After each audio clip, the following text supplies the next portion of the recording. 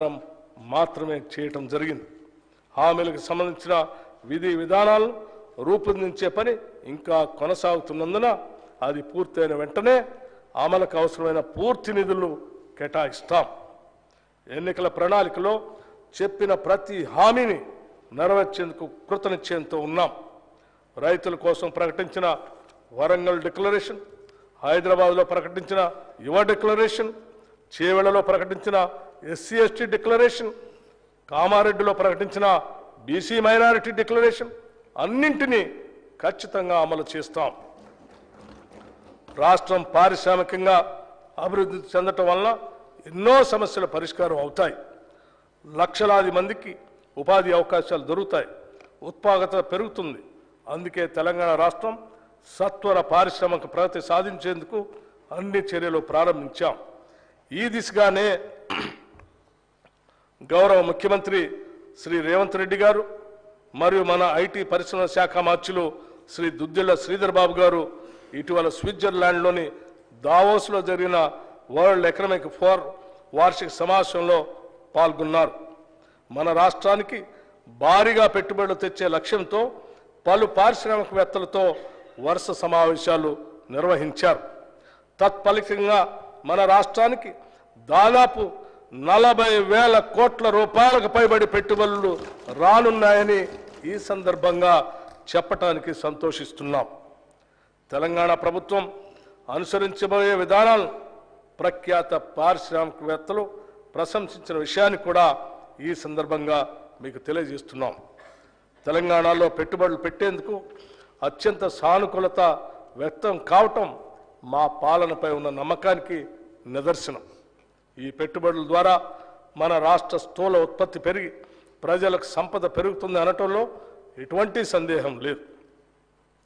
ప్రజలకు ఉపాధి అవకాశాలు కల్పించడంలో చిన్న మరియు సూక్ష్మ పరిశ్రమలు చాలా పెద్ద పాత్ర పోషిస్తాయి. దాన్ని దృష్టిలో పెట్టుకుని చిన్న మరియు సూక్ష్మ సంస్థలు స్థాపించడానికి వీలుగా క్లస్టర్లని అభివృద్ధి చేస్తాం. రాష్ట్ర నిధులతో పాటు కేంద్ర ప్రభుత్వ micro small enterprises cluster development programme పథకం ద్వారా కూడా దీనికి అవసరమైన నిధులు సమీకరిస్తాం. రాష్ట్ర నిధులతో పాటు పిఎం మిత్ర నిధుల్ని వినియోగించుకొని కాకతీయ మెగా టెక్స్టైల్ పార్క్ని మరింతగా అభివృద్ధి పరుస్తాం. ప్రభుత్వం తరఫున 2 లెదర్ పార్కులను కూడా ఏర్పాటు చేయబోతున్నాం.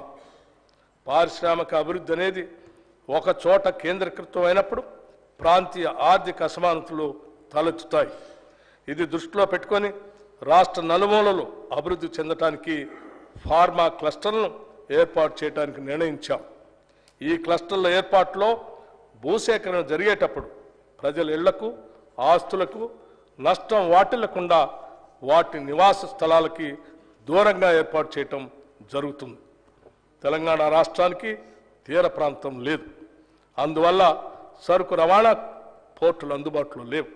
ఈ లోటును భర్తీ చేసుకోవడానికి డ్రై పోర్టులను అందుబాటులోకి తీసుకొని రావడానికి ఒక బృహత్తర ప్రణాళికను రూపొందించాం. డ్రై పోర్టులు ఏర్పాటు చేయడం ద్వారా సరుకు రవాణా ఖర్చులు గణనీయంగా తగ్గుతాయి. మన ఉత్పత్తులను సులభంగా ఎగుమతి చేసుకునే సౌకర్యం మన రాష్ట్ర పారిశ్రామిక రంగానికి అందించబోతున్నాం. ఈ బడ్జెట్లో పరిశ్రమల శాఖకి 2,543 కోట్ల రూపాయలు ప్రతిపాదిస్తున్నాం. దివంగత ప్రధాని శ్రీ రాజీవ్ గాంధీ గారు అన్నట్లుగా భారతదేశం పారిశ్రామిక విప్లవం యొక్క అవకాశం కోల్పోయింది. కానీ కంప్యూటర్ విప్లవం మాత్రం కోల్పోలేము. ఎంతో దార్శనికతతో 3.5 దశాబ్దాల క్రితమే ఆయన చెప్పిన మాటలు ఇప్పటికీ స్ఫూర్తిదాయకం. తెలంగాణ రాష్ట్రం ఇన్ఫర్మేషన్ టెక్నాలజీలో దేశంలోని అగ్రస్థానంలో ఉండాలనేది మా ఆకాంక్ష.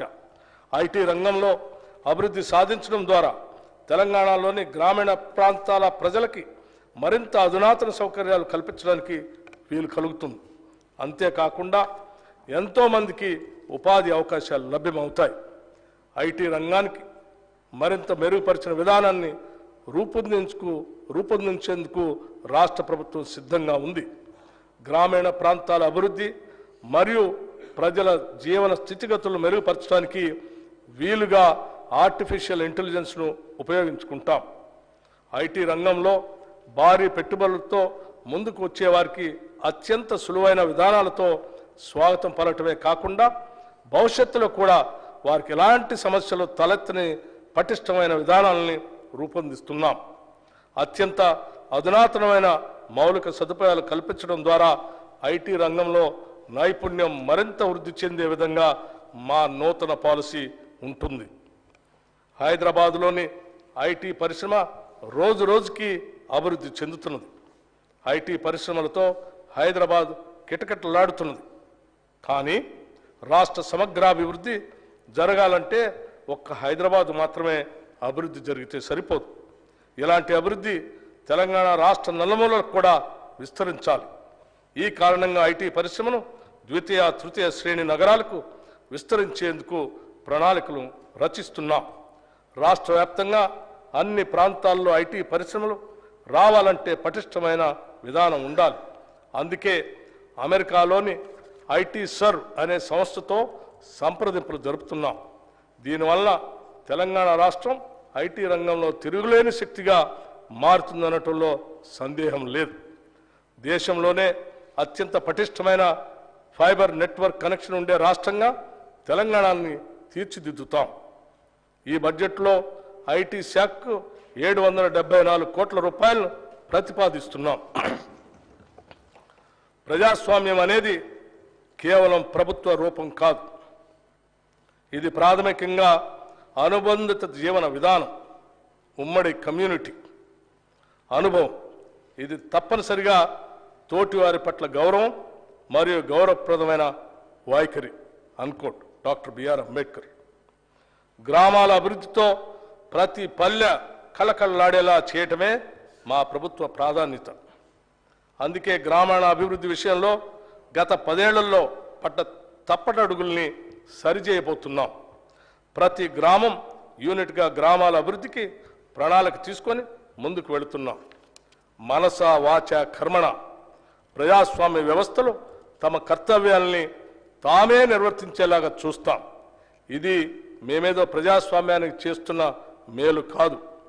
గ్రామాల్లోని అణగారిన వర్గాలకు, గ్రామీణ పేదలకు మేము కల్పిస్తున్న హక్కు, నిస్సహాయులకి అభాగ్యులకి మేమిస్తున్న గ్యారంటీ, సామాజికంగా అన్యాయం ఎదుర్కొంటున్న వారికి మేమిస్తున్న ధైర్యం.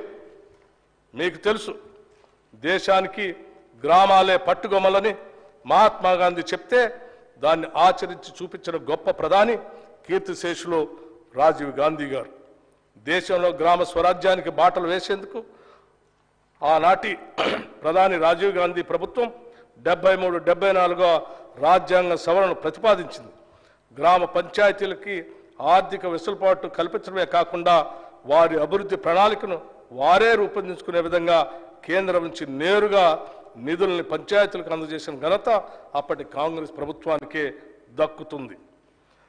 గ్రామ పంచాయతీల్ని మరింత బలోపేతం చేస్తాం.